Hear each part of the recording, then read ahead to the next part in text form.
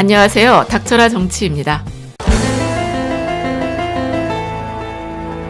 삼성전자가 미국의 5G LTE망 설계 전문 기업인 텔레월드 솔루션즈를 인수할 예정이라는 소식이 전해지고 있습니다. 그런데 이렇게 우리나라가 잘 나가고 있으니 우리랑 경쟁이 된다고 생각하는 일본에서는 배가 아프지 않겠습니까? 더구나 이런 상황 때문에 배가 아프기도 하지만 그보다 더 이 5G 서비스 때문에 미국이라는 큰형님 눈치를 보느라 곤란해진 일본의 아베 상황도 이번 방송에서 말씀드려야 할 것 같네요. 요즘 5G 말들을 많이 하니까 또 5G가 4G보다는 빠른 것 같은 감은 오는데 단적으로 5G가 뭔지 확 느껴지는 예를 하나 들어드리면 일단 전 세계가 열을 올리는 자율주행차 아시죠? 그걸 구동하는 데는 절대적으로 필요한 게 이 데이터의 교환이거든요. 내가 탄 차가 안전하게 다른 방해물들이나 다른 운행 중인 차와 사고 없이 자율적으로 운전이 되려면 정보를 주고받으며 방해물을 인식을 해야 되는 건데요. 그때 4G 데이터망을 사용하면 차가 브레이크를 가동시키는 데 걸리는 시간이 차이가 납니다. 만약에 돌발 상황이 발생해서 차가 멈춰야 할 경우에 4G 같은 경우는 시속 100km로 달리고 있을 때 1.4m 나간 후 제동이 시작되고요. 5G 망을 사용하는 차라면 단 2.8cm를 나간 후 브레이크가 걸린다는 거예요.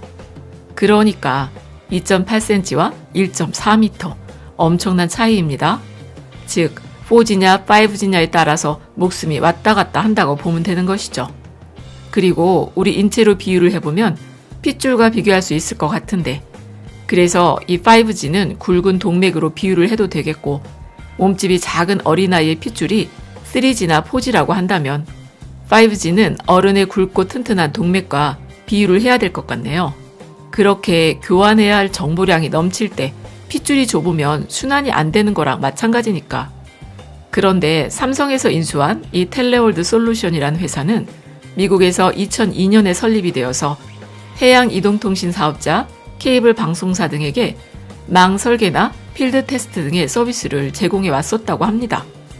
그러니까 삼성이 이 텔레월드 솔루션이란 회사를 인수하게 됐으니 앞으론 삼성이 미국의 버라이즌이나 AT&T 그리고 스프린트 같은 미국의 거대 통신 회사들에게 5G나 LTE에 필요한 통신 장비와 서비스를 제공하는 일을 하게 된 것이죠. 참고로 우리나라 5G 기술을 처음 선보이게 됐던 건 평창 올림픽이었는데 그 후 2019년 세계 최초로 5G를 상용화하지 않았습니까? 더구나 4차 산업혁명 시대에 통신혁명이 빠질래야 빠질 수는 없겠죠. 그래서 SKT 박정호 사장은 5G 기술에 대해서 5G는 오프라인 세상 자체가 무선으로 들어오는 것이라고 설명을 하면서 4차 산업혁명 시대는 5G와 AI는 뗄래야 뗄 수 없는 융합관계다. 5G가 대동맥이라고 한다면 AI는 두뇌라는 표현을 했어요. 이러니까 세계 각국에서도 5G의 개발과 보급에 열을 올릴 수밖에 없는 거겠죠. 더구나 지금은 중국의 화웨이라는 업체가 하드웨어적인 기술뿐만이 아니라 AI 기술 쪽에서도 엄청 빠르게 기술을 쌓아나가고 있어요. 그런데 중국 기업들은요, 중국 정부가 개인정보를 요구할 때 그걸 언제든지 제공하는 대신에 개인정보를 또 자기들 마음대로 쓸 수 있다고 하니까 그러니까 빅데이터 수집에 다른 나라들보다는 더 좋은 환경이라는 겁니다. 물론 이제는 우리나라에서도 이번 주에 데이터 3법이 통과가 되면서 어느 정도는 우리나라 기업도 빅데이터와 관련한 경쟁력을 가질 수 있는 길이 열리긴 했어요. 하지만 중국의 기업들은요, 벌써 오래전부터 개인정보를 무제한으로 활용하면서 사용해 오고 있었다는 겁니다. 그런데 여기서 중국의 화웨이를 얘기하려면 미국의 트럼프한테 미운 털이 박힌 얘기 안 할 수가 없죠? 아니, 지금 트럼프를 비롯한 미국 행정부에서요, 화웨이가 중국 당국과 긴밀하게 연관이 돼 있다고 하면서 의심의 눈초리로 바라보는 것 아닙니까?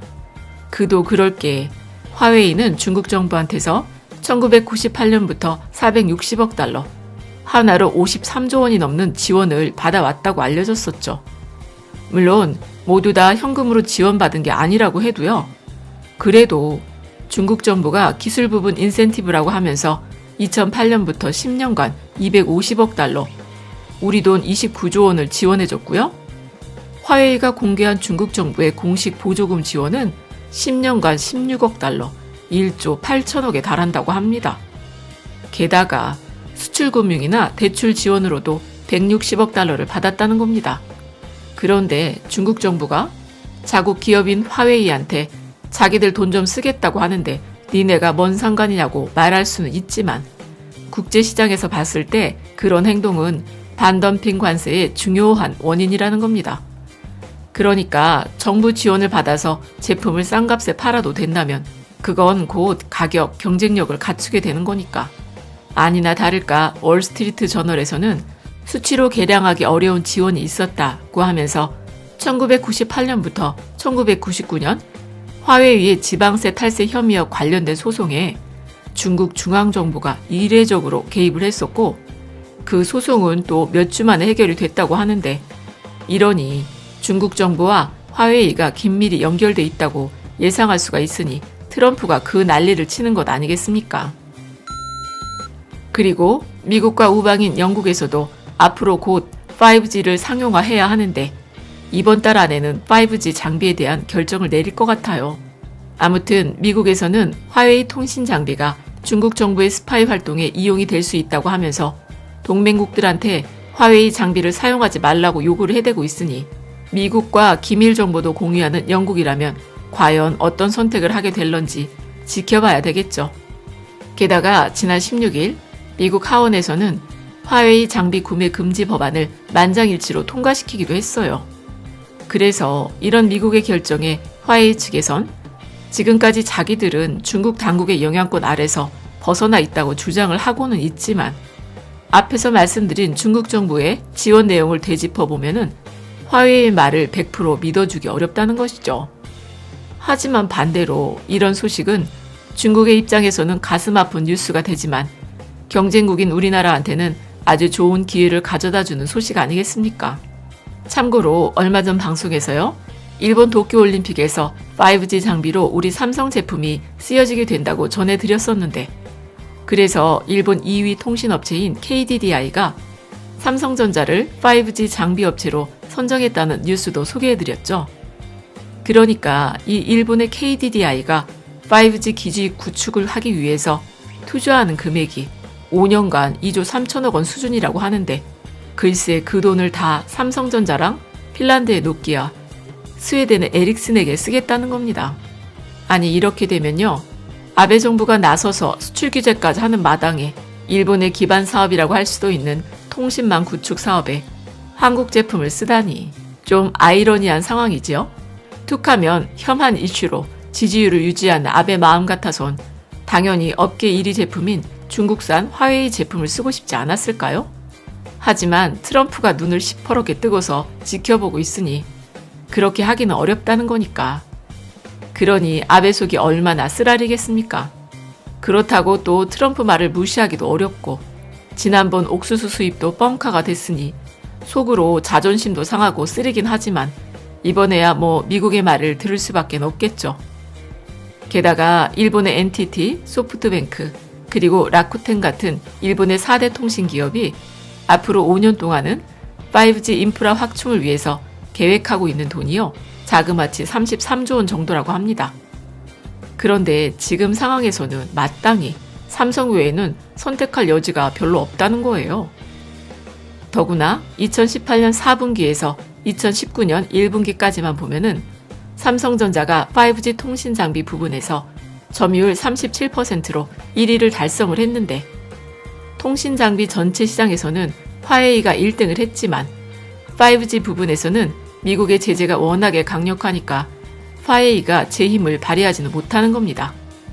그러니까 여기서 정리를 좀 하자면 삼성은 미국의 텔레월드 솔루션즈를 인수하여 미국 시장을 석권하고 일본의 KDDI의 5G 장비 공급 업체로 선정이 되면서 이제부터는 본격적인 실적이 나오게 될 전망이라는 겁니다.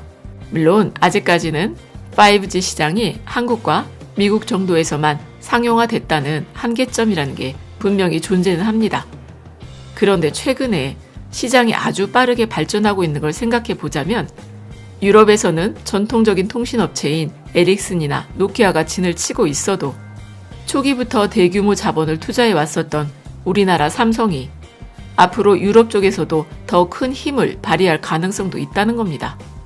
게다가 또 우리 문재인 정부도 이런 시장의 변화에 민감하게 대응하고 있는 게 지난달에 열렸던 제2차 5G 플러스 전략위원회에서요. 최기영 과학기술정보통신부 장관이 참석하면서 2020년도 5G 관련 예산을 대폭 증액해서 5G 전략 추진에 국가적인 역량을 집중하고 5G 관련 산업이 활발하게 해외로 진출할 수 있도록 적극 지원할 방침이라고 말하기도 했어요. 참고로 이 부분은 좀 중요한 부분이니까 내용을 좀 더 자세히 소개해드리면 2020년에는 5G 관련 예산을 약 87% 증액하면서 총 6,500억을 투입하고요. 테스트베드, 그러니까 시험 공간을 5개에서 12개까지 2.4배나 확충해 주기로 했다고 합니다. 더구나 이걸 또 한 분야에서만 키우는 게 아니라 공공 분야에서는 네트워크 장비나 지능형 CCTV 등의 과제에서도 5G 통신망 지원을 강화해 주면서 드론 전용 비행 시험장 안에도 5G 설비를 구축하는 등 10개 부처가 40개 주요 과제를 선정해 5G 전략 산업을 집중적으로 키우겠다는 거예요. 즉 이렇게 5G 시장 초기 단계에 삼성은 대규모 투자를 이미 계획해 놨었고 정부에서도 기간 산업으로 지정해 팍팍 밀어준다고 하니까 정말 삼박자가 착착 맞아 떨어지는 것이죠. 그래서 다가오는 4차 산업혁명 시대에 5G 통신 기기는 물론이고요. 통신 장비에서도 대한민국이 승승장구할 수 있다면 좋겠다는 생각이 듭니다. 그럼 끝까지 들어주셔서 감사드리고 좋은 의견 댓글로 많이 부탁드립니다. 감사합니다.